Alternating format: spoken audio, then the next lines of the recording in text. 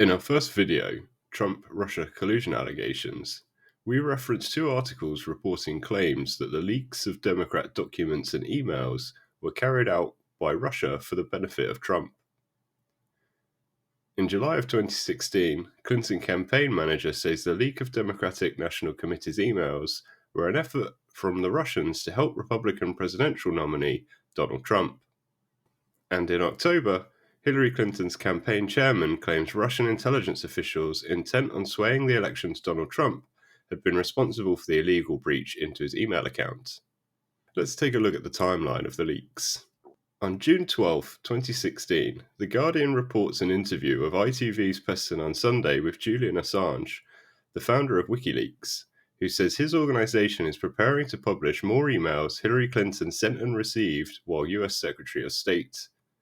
Clinton, the presumptive Democratic presidential nominee, is under FBI investigation to determine whether she broke federal law by using her private email account in sending classified information. A new WikiLeaks release of Clinton emails is likely to fan a controversy that has bedeviled her campaign and provide further ammunition for Donald Trump, her Republican presidential rival. We have upcoming leaks in relation to Hillary Clinton. We have emails pending publication, that is correct, Assange said.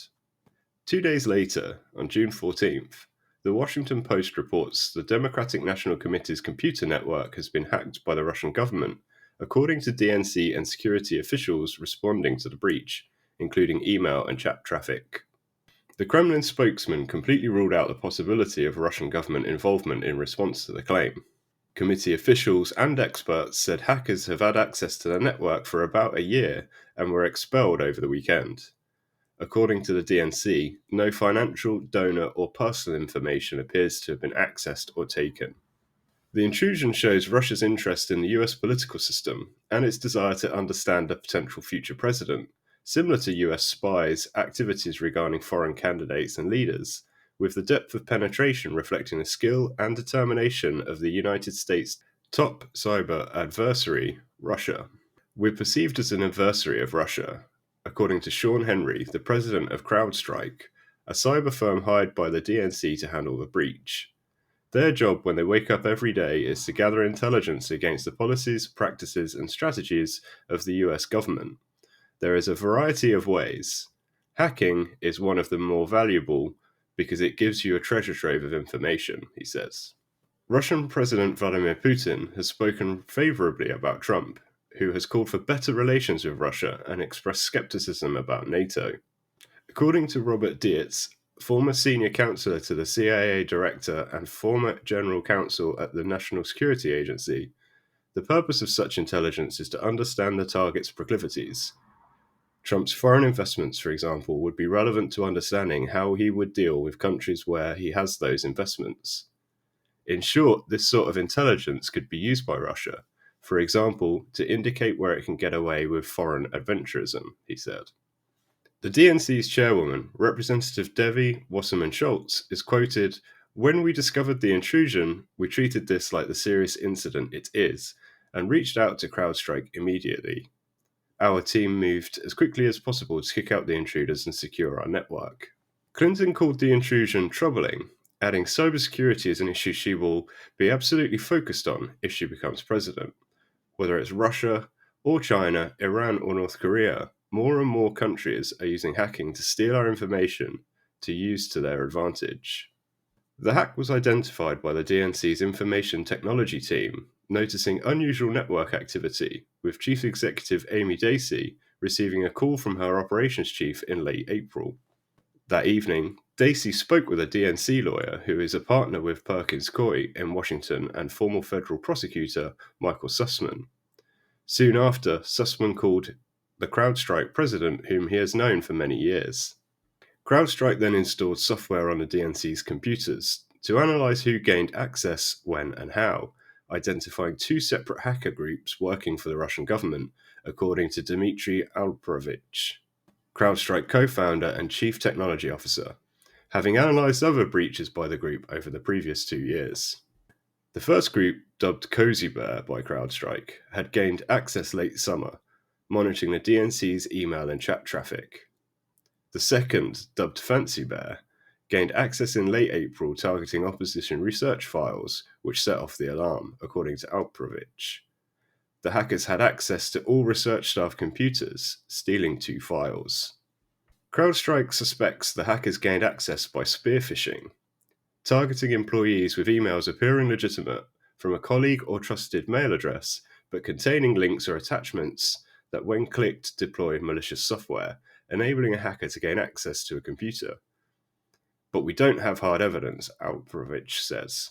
Fancy Bear is believed to work for Russia's military intelligence service, the GRU, according to Alprovich. Although CrowdStrike are less sure about Cozy Bear, the groups did not appear to work together. The crews have superb operational tradecraft, often using zero-day vulnerabilities to compromise applications. They flew under the radar at the DNC, according to Alprovich. The groups have hacked government agencies and private companies from North America, Europe to Asia, with Cozy Bear compromising the unclassified email systems of the White House, State Department, and Joint Chiefs of Staff in 2014, according to Alprovich. This is a sophisticated foreign intelligence with a lot of time and resources, is targeting the US political system, with the DNC's ordinary citizens doing hand-to-hand combat with trained military officers, according to Henry. The following day, June 15th, Gawker reports that they have received a file of over 200 pages that appears to be a Democratic anti-Trump playbook compiled by the Democratic National Committee. The document, forwarded to Gawker by an individual calling himself Guccifer 2.0, a reference to the notorious now imprisoned Romanian hacker who hacked various American political figures in 2013, was created December 19, 2015. The package received by Gawker contained a variety of donor registries and other strategy files. Just a few docs from many thousands are extracted when hacking into the DNC's network, the purported hacker claimed over email, adding that he's in possession of about 100 gigabytes of data, including financial reports, donor lists, election programs, action plans against Republicans, personal mails, etc. His stated motive is to be a fighter against all those Illuminati that captured our world. The opposition document titled Donald Trump Report appears to be a summary of the Democratic Party's strategy for delegitimizing and undermining Trump's presidential aspirations. A section titled Top Narratives describes a 7-pronged attack on Trump's character and record. It appears that the claims are derived from published sources and is light on anything that could be considered dirt. Although the DNC had said no financial information had been compromised, the user who supplied Gawker with the files refuted the claim. Nonsense. Just look through the Democratic Party lists of donors. They say there were no secret docs. Lies again. Also, I have some secret documents from Hillary's PC she worked with as Secretary of State. The purported hacker writes, "It was easy, very easy, to hack and extract thousands of files from the DNC network, the main part of which he or she claims are in the custody of WikiLeaks." The next day, June 16th, Ars Technica reports Guccifer 2.0 left behind fingerprints implicating a Russian-speaking person with a nostalgia for the country's lost Soviet era. Metadata of one of the documents created in Microsoft Word remaining in the file shows that it was last edited by a user with a name in Cyrillic, meaning the computer used was configured to the Russian language. The name translates to Felix Dzerzhinsky, the 20th century Russian statesman who is best known for founding the Soviet secret police. The metadata also shows the DNC strategy memo was originally created by Warren Flood, corresponding to an account on LinkedIn of the same name, claiming to provide strategy and data analytics services to Democratic candidates. The opposition research file on Donald Trump, initially published by Gawker in PDF format, contained broken links which gave a Russian error message.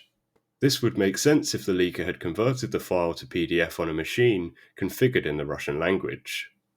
The third piece of evidence is more circumstantial, that the person publishing the documents intentionally or unintentionally left Russian or at the least Eastern European fingerprints on the leak. It's the use of 3 parentheses in the accompanying blog post. That's the common way people in Eastern Europe and Russia denote a smiley in text. On its own, the leak neither impeaches the veracity of the report nor does it prove it. If a foreign government is using hacking in an attempt to influence the outcome of an election, Given the house of mirrors surrounding the entire episode, the evidence should be thoroughly investigated before anyone reaches that conclusion. A day after, June 17th, Snopes reports the day after the DNC and CrowdStrike admitted the breach, purported hacker Guccifer 2.0 claims responsibility for the hack. In a blog post, Guccifer 2.0 responds to the claims of a sophisticated hack from CrowdStrike, stating it was easy, very easy, that any other hacker could easily gain access to the DNC servers, and that he has obtained many thousands of documents. Guccifer 2.0 published a smattering of purported DNC documents obtained in the breach to prove his claim, while promising that a far larger cache had been turned over to the notorious WikiLeaks website, coinciding with Julian Assange's comments during his interview on Pessin on Sunday, reported by The Guardian 5 days earlier. Among the documents published included material suggesting the DNC had strategized to collude with the news media in promoting Hillary Clinton over her rival Bernie Sanders for the DNC's presidential nomination process.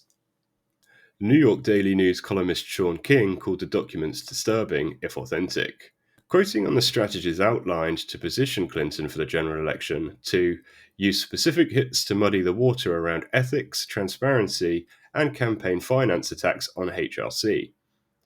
And another memo claims the DNC will utilize reporters to drive a message, but to do so with no fingerprints. Prior to Assange's comments, Daily Beast journalist Olivia Nuzzi had referenced one such no fingerprints pitch, tweeting on June 8th, "Maybe I would buy into Bernie Bros more if I hadn't been pitched a story about Bernie Bros by Hillary's camp."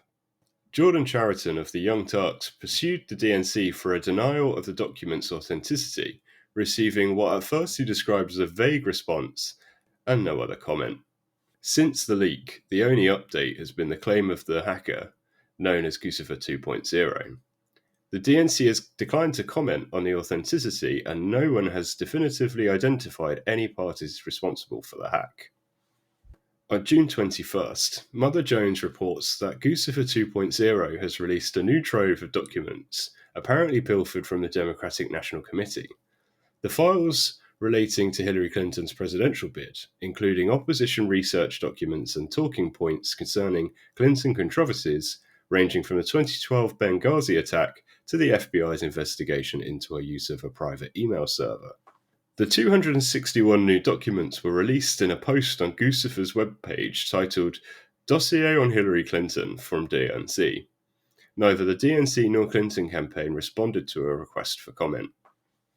Included are memos outlining Clinton's positions on issues such as Israel, Benghazi, LGBTQ rights, and the military.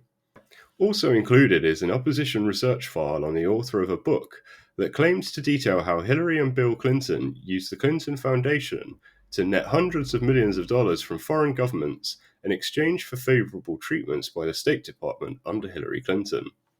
Some documents were already public, including the contracts for speeches Clinton gave at the University of Nevada and the University of Buffalo. Guccifer 2.0 claims to have taken thousands of files and mails and provided them to WikiLeaks, which will publish them soon. On June 30th, The Observer reports the Miami-based law firm Beck & Lee filed a class action lawsuit against the Democratic National Committee and its chair, Debbie Wasserman Schultz. In a YouTube video announcing the lawsuit, Jared Beck says there are 6 legal claims we are asserting in this lawsuit on behalf of the composed class members. The first is a claim for fraud against the DNC and Debbie Wasserman Schultz, based on the revelations from the recent Guccifer 2.0 documents reportedly taken from the DNC's own computer network. The documents include internal memos in which the DNC broke legally binding neutrality agreements in the Democratic primaries by strategizing to make Hillary Clinton the nominee before a single vote was cast. The second claim is for negligent misrepresentation. The third alleges the DNC and Wasserman Schultz participated in deceptive conduct in claiming the DNC was neutral during the Democratic primaries. The fourth seeks retribution of any monetary donations to Bernie Sanders' campaign.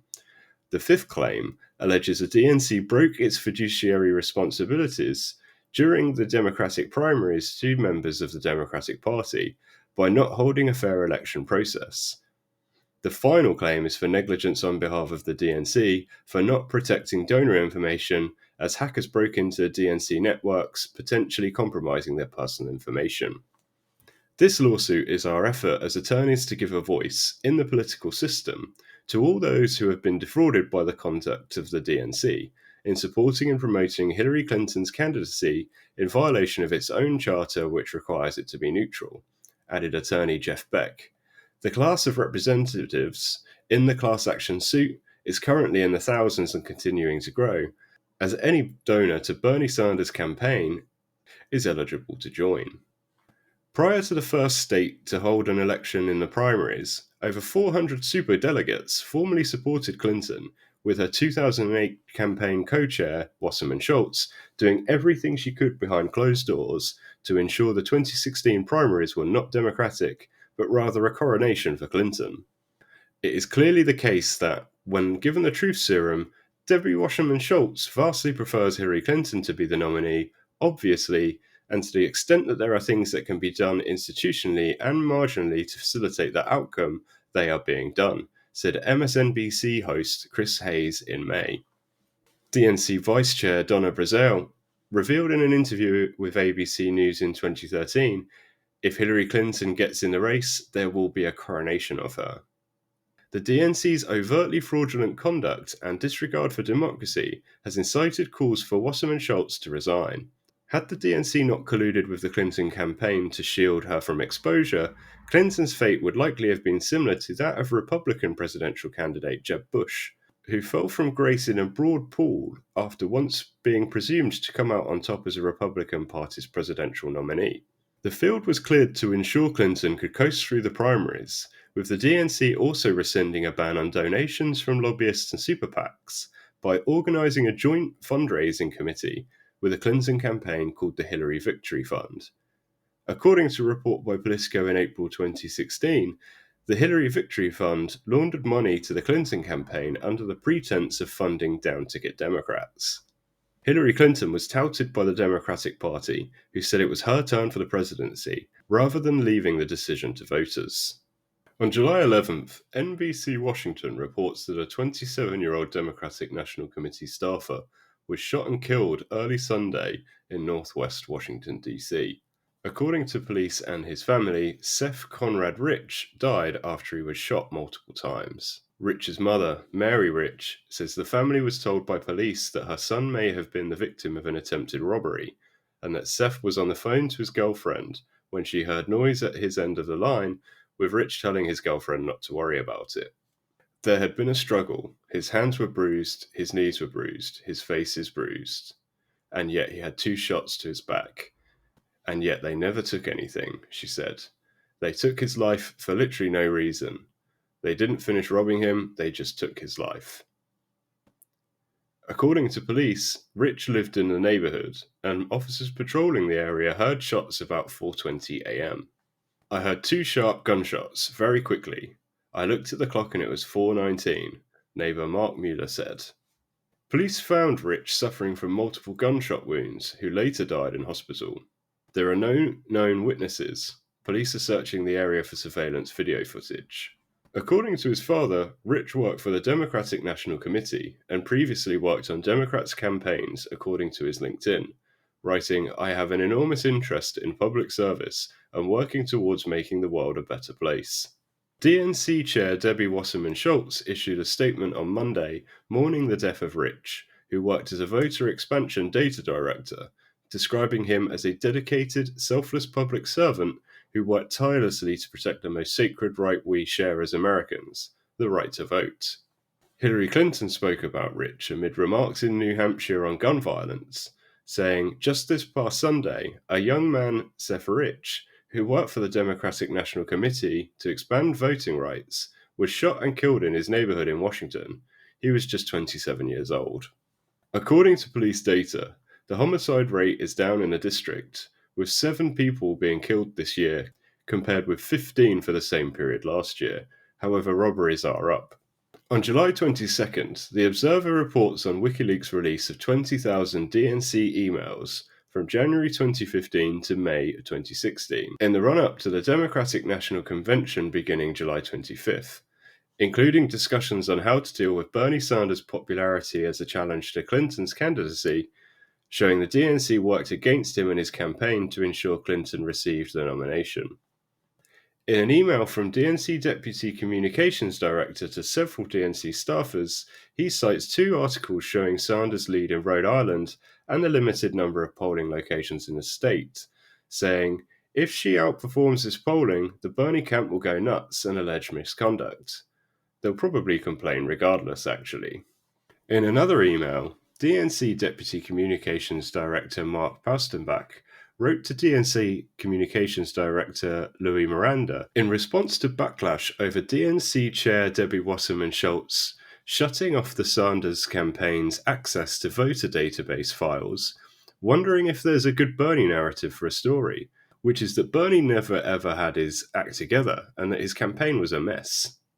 In a separate chain of emails, MSNBC's Chuck Todd and DNC staff members discuss how to discredit MSNBC's Mika Brzezinski's call for Wasserman Schultz to resign. Most of the emails released are from 7 prominent DNC staff members: Senior Advisor Andrew Wright, National Finance Director Jordan Kaplan, Finance Chief of Staff Scott Comer, Northern California Finance Director Robert Stowe, Finance Director of Data and Strategic Initiatives Daniel Parrish, Finance Director Alan Zachary, and Communications Director Louis Miranda. The release provides further evidence the DNC broke its own charter violations by favouring Clinton as a Democratic presidential nominee long before any votes were cast. Guccifer 2.0 has released several internal memos over the past several weeks, showing DNC staff strategizing to make Clinton the presidential nominee as early as March 2015. In June 2016, law firm Beck & Lee filed a class action lawsuit against Wasserman Schultz and the DNC based on the revelations from these leaked files. Other emails show DNC staff in damage control over allegations from the Sanders campaign when a report revealed the DNC's joint fundraising committee with the Clinton campaign was laundering money to the Clinton campaign instead of fundraising for Democrats. The DNC's rules, including the use of superdelegates, who disproportionately endorsed Clinton before the primaries began, are intended to provide the Democratic Party leverage over the election process. Throughout the primaries, decisions were made by DNC officials to help Clinton build and maintain a lead over Sanders.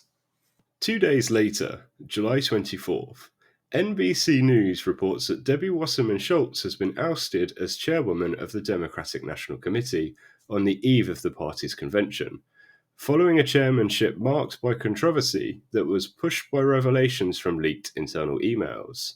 "Going forward, the best way for me to accomplish those goals is to step down as party chair at the end of this convention," she said in a lengthy statement. Wasserman Schultz became toxic to supporters of Bernie Sanders after emails posted online by WikiLeaks seemed to show a plot by Democratic officials to damage Sanders. One email showed the party's finance chairman suggesting they use Sanders' atheism against him in religious states where it might not play well. Others showed Wasserman Schultz criticizing Sanders for not being a member of the party and saying he would never be president. Representative Marcia Fudge has been selected to serve as chair of the Democratic National Convention, with DNC Vice Chair Donna Brazile serving as interim chair through the election. Wasserman Schultz had effectively lost control of the DNC already after Hillary Clinton's campaign inserted operative Brandon Davis to run it on a day-to-day basis. In a statement, Clinton praised Wasserman Schultz's leadership, without mentioning the controversy about Sanders, saying, "There's simply no one better at taking the fight to the Republicans than Debbie, which is why I am glad she has agreed to serve as the honorary chair of my campaign's 50-state program to gain ground and elect Democrats in every part of the country." The same day, Politico reports on Hillary Clinton's presidential campaign manager Robbie Mook's comments in an interview on CNN that the leak of Democratic National Committee's emails of the previous week were an effort from the Russians to help Republican presidential nominee, according to experts. "I don't think it's coincidental that these emails were released on the eve of our convention," Mook said, although he did not provide evidence that the Russians were trying to help Trump when pressed by CNN's Jake Tapper to back up his charges. instead falling back on what experts were saying. "This isn't my assertion. There are a number of experts that are asserting this," Mook said. "I think we need to get to the bottom of these facts. But that's what experts are telling us. Experts are telling us it is, in fact, the Russians who hacked these emails," Mook said. The following day, July 25th, NBC News publishes a formal apology from the DNC to Bernie Sanders after documents released by WikiLeaks show disparaging comments about Sanders, even questioning his religious beliefs. "On behalf of everyone at the DNC, we want to offer a deep and sincere apology to Senator Sanders, his supporters, and the entire Democratic Party for the inexcusable remarks made over email. These comments do not reflect the values of the DNC or our steadfast commitment to neutrality during the nominating process. The DNC does not and will not tolerate disrespectful language exhibited towards our candidates." Individual staffers have also rightfully apologised for their comments, and the DNC is taking appropriate action to ensure it never happens again. On the same day, WikiLeaks founder Julian Assange told NBC News that there is no proof whatsoever that his organisation got almost 20,000 hacked Democratic National Committee emails from Russian intelligence, adding it's what's in the emails that's important, not who hacked them. In rejecting the claim, Assange stated that it hadn't been proven that the documents analysed in outlets like the New York Times had been published by WikiLeaks. Assange said the DNC servers have been riddled with security holes for years, and that many sets of documents from multiple sources are now in public hands. "The emails that we have released are different sets of documents to the documents of those that people have analysed," he said. "I have seen Hillary Clinton apologists talk, or some experts talk, about other materials, and not the material we have released," Assange said. In any event, the provenance of the documents is irrelevant, Assange contended. What commentators should be focusing on is what the documents say about Clinton, Bernie Sanders, and the Democratic Party.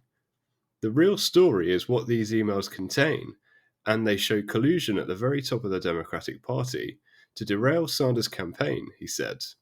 Would Hillary Clinton have won anyway? Maybe, maybe not. I think that it's completely up in the air now, and so the result of the nomination process has no political legitimacy, Assange said. Assange remains in exile in the Ecuadorian embassy in London to avoid prosecution on sexual assault charges in Sweden. He denies the charges. A day later, NPR reports a statement from the FBI that they are investigating a cyber intrusion involving the DNC and are working to determine the nature and scope of the matter. A compromise of this nature is something we take very seriously, and the FBI will continue to investigate and hold accountable those who pose a threat in cyberspace.